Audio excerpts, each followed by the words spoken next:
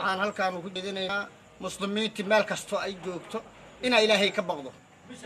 bisha ramadaan barakad سيمبر رمضان كرام مركز ina ilaahay ka baqaan markasta يا أيها الذين آمنوا اتقوا الله حق تقاته فلا تموتن إلا وأنتم مسلمون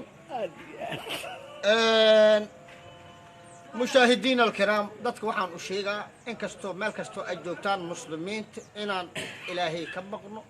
oo rasuulku sunnadiisa aan raacno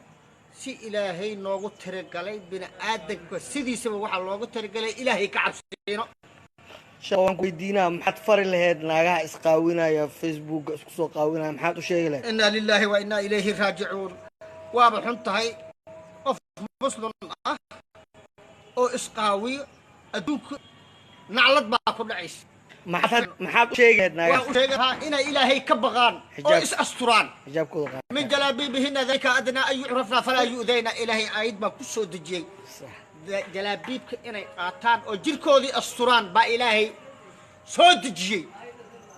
maasha allah kaasi wuxuu ahaa sheeqeeni oo nagu wacyigelinayay ilaahay ka baqaan ilaahay ka baqaan jirkoodina asturaan insha allah waxaan faraynaa ayagana inay qaataan insha allah ilaahay ku soo hanuuni insha allah assalaamu calaykum waraxmatullah